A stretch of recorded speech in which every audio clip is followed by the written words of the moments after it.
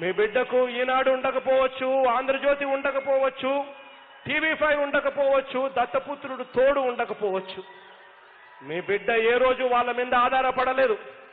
మీ బిడ్డ ఆధారపడింది ఒకటి, మంచి చేశాం, ఆ మంచి ఒకవేళ మీకు జరిగి ఉంది అని మీకు అనిపిస్తే మీ బిడ్డకు మీరు తోడుగా ఉండండి అని మాత్రమే మీ బిడ్డ కోరుతున్నాడు. మీ బిడ్డ ఆధారపడేది కేవలం దేవుడి దయ మీద, మీ చల్లని ఆశీస్సుల మీద మాత్రమే మీ బిడ్డ ఆధారపడతాడు. అందుకే మీ బిడ్డకు భయం లేదు. అందుకే మీ బిడ్డ 175కు 175 నియోజకవర్గాలు టార్గెట్ అని చెప్పి అడుగులు ముందుకు వేస్తున్నాడు. మీ బిడ్డకున్న ధైర్యం వాళ్ళకెవరికీ లేదు. నేను సవాల్ విసురుతున్నా, చంద్రబాబు గాని దత్తపుత్రుడికి గాని సవాల్ విసురుతున్నా. ధైర్యం ఉందా? 175 నియోజకవర్గాలకు 175 నియోజకవర్గాలు పోటీ చేసి గెలిచే ధైర్యం మీకుందా అని చెప్పి సవాల్ విసురుతున్నా.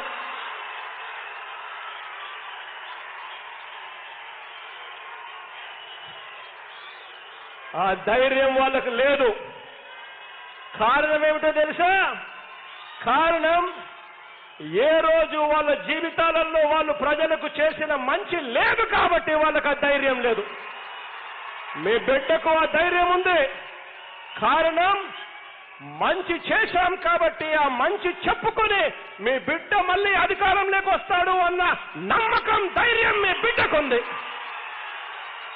ఇది మీ బిడ్డకు వాళ్లకు ఉన్న తేడా.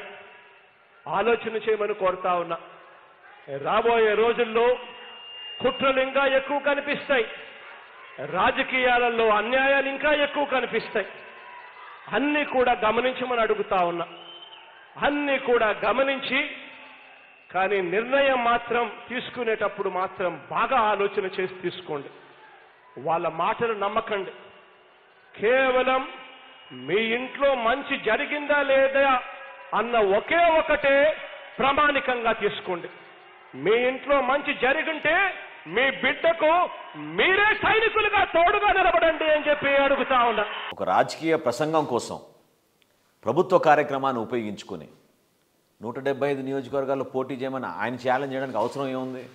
ప్రజాస్వామ్యంలో ప్రతి ఒక్క కార్యక్రమంలో పాల్గొనడానికి రాజకీయ పార్టీగా ఖచ్చితంగా మేము సిద్ధమవుతున్నాం. ఎవరికి దమ్ము దీంట్లో అవసరం? జనసేన పార్టీ అందరికన్నా ముందు రాష్ట్రంలో రాష్ట్ర ప్రజానికాని కోసం, రైతాంగం కోసం పవన్ కళ్యాణ్ గారు అందరికన్నా ముందే నిలబడ్డారు. మీలో నిజాయితీ ఉంటే మీరు ఈరోజు కనీసం 10% మీ ఆస్తులు అమ్మి ఆత్మహత్య చేసుకున్నారే రైతు కుటుంబాలకి మీరు ఎందుకు ఆదుకోలేదు? క్లాస్ వార్ అంటున్నారే మీరు. మొన్నే కదా మీకు బిరుదు వచ్చింది. రాష్ట్రంలో కాదు దేశంలోనే అందరి ముఖ్యమంత్రుల కన్నా ధనికమైన మనిషి మన జగన్ రెడ్డి గారు. మరి ఆ ముఖ్యమంత్రి గారి దగ్గర ఉన్న డబ్బులు, ఆయన దగ్గర ఉన్న ఆస్తులు ఎందుకు మరి పేదవారికి పంచడం లేదు?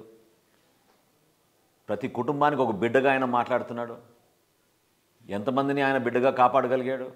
సొంత కుటుంబంలోనే వాళ్ళ చెల్లి గారికో వాళ్ళ అమ్మగారికో సొంత బిడ్డలాగా ఆయన వ్యవహరించపోయినప్పుడు ఎంతమంది కుటుంబాల్లో మీరు బిడ్డగా ఉండాలని కోరుకుంటారు? రాష్ట్ర ప్రజలందరికీ కూడా ఈ రోజున ఒక ఆశ్చర్యం కలిగిస్తుంది. ఈ విధంగా మీరు వచ్చి పర్యటన చేసుకెళ్ళి తెనాల్లో ఇందాక ఒక మార్కెట్ యార్డ్ కోసం ఎస్సీ కాలనీల్లో కొన్ని నిధులకి, షాదీఖానాలకి కొన్ని నిధులకి ప్రకటించిపోతే అసలు అక్కడ 1,00,000 రూపాయలు పెట్టి కనీసం రోడ్ల నిర్మాణం కోసం, మరమ్మతుల కోసం ఇవ్వలేని పరిస్థితి ఉంటే ఈ 4 సంవత్సరాల నుంచి ఆ రోడ్లు చూసి భయపడే కదా మీరు రోడ్డు మార్గంలో రాలేదు ఈ సభకి.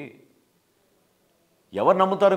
మీరు ఈరోజు చాలా ఇంత గొప్ప కార్యక్రమం చేసి ఆర్భాటంగా మీరు దాన్ని వ్యవహరించి కావాలని మీరు కోట్ల రూపాయల్లో నిధులు మీరు ఒక వరాలుగా ఇచ్చేసామనే భావన తీసుకురావడం కోసం మీరు చేసిన ప్రయత్నం ఎంతవరకు అది సబబు?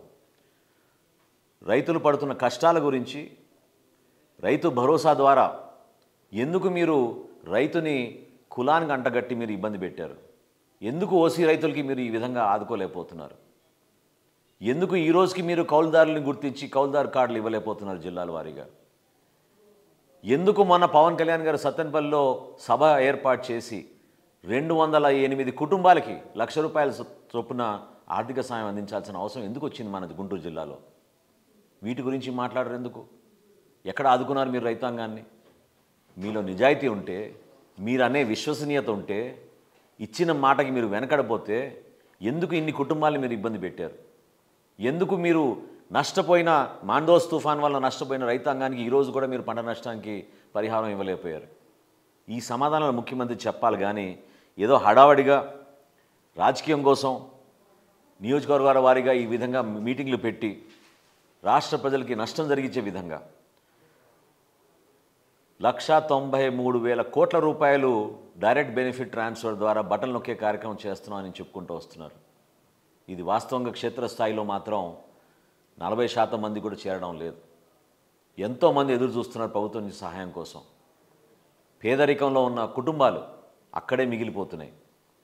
వ్యవసాయ రంగాల్లో కష్టపడే రైతు ఆ కష్టం అక్కడికే మిగిలిపోతుంది.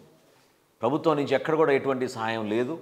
ఇది కేవలం ప్రచారం కోసం, ఆయన రాజకీయ లబ్ధి కోసం, వైఎస్ఆర్సీపీ పార్టీ కోసం ఏర్పాటు చేసిన సభ తప్ప రైతాంగానికి మాత్రం అండగా నిలబడడానికి ఏర్పాటు చేసిన సభ కాదు. హాయ్ ఫ్రెండ్స్, మా టుడే టుమారో యూట్యూబ్ ఛానల్ చూస్తున్నందుకు చాలా థ్యాంక్స్. మరిన్ని లేటెస్ట్ వీడియోస్ కోసం వెంటనే సబ్స్క్రైబ్ చేయండి. అలాగే ఈ బెల్ ని కూడా రింగ్ చేసేయండి. మా నోటిఫికేషన్స్ అన్ని మీ మొబైల్లో వస్తాయి. అలాగే మా వీడియోస్ మీకు నచ్చితే లైక్ చేయండి, షేర్ చేయండి, నచ్చకపోతే కామెంట్ చేయండి.